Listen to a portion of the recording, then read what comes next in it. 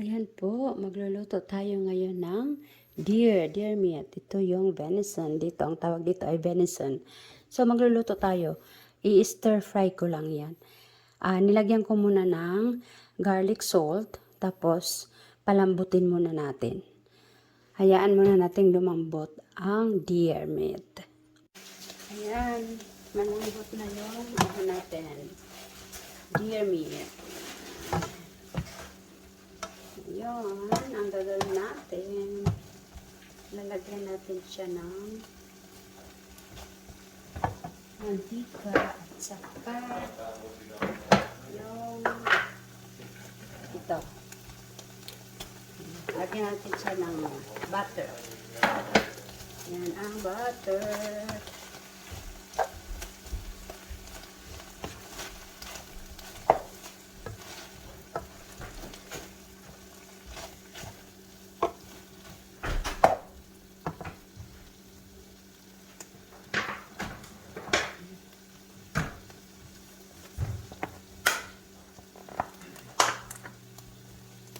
Tapos nilalagyan ko pa yan ng mantika.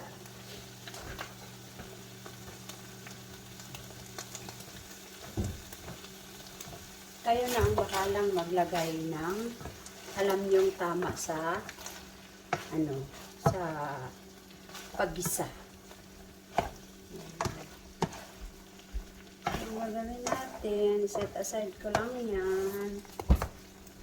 Tapos, igigisa ko yung sibuyas.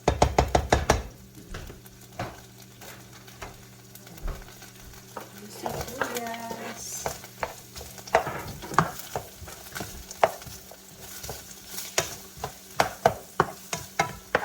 Yan lang ang ginagawa ko. Palambutin ko muna sa yung sibuyas. Tapos, lalagyan ko ulit ng paminta at saka garlic salt. Ayan, isa garlic salt.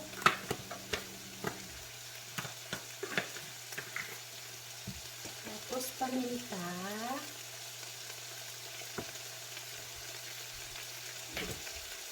Tapos, meron ako ditong wild shakers. Ayan yung wild shakers ko.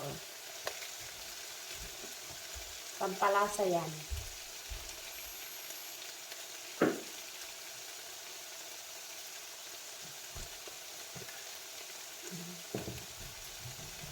Ayan, halo-halo lang natin.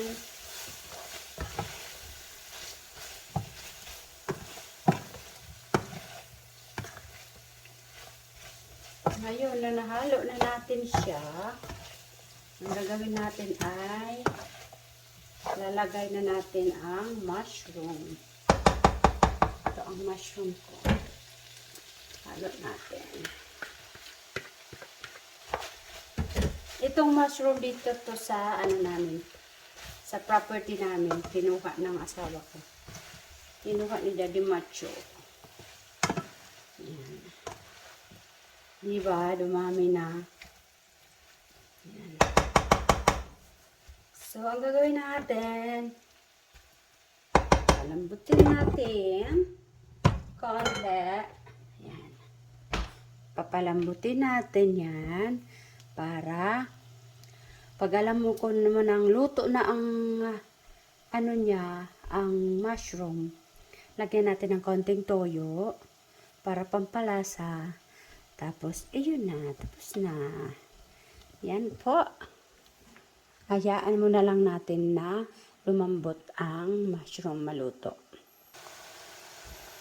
Yan, lalagyan na natin ng toyo. Pampalasa.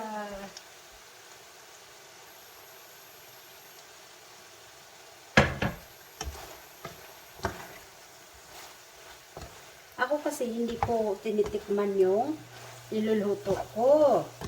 Ang ginagawa ko, inaamoy ko lang. Sabi nga ni Daddy Macho, ang mga Pilipino daw ay sa mga pang-amoy, sa maano tayo yung sense of smell daw natin ay talagang ano, talagang maganda daw kasi sa amoy lang alam na natin kung tama na ang lasa o hindi. Ayan. Another kulo-kulo. Tapos na yan. So, ayan po. Luto na siya. Kakain na silang mag-ama. Ayan ang niluto natin for today.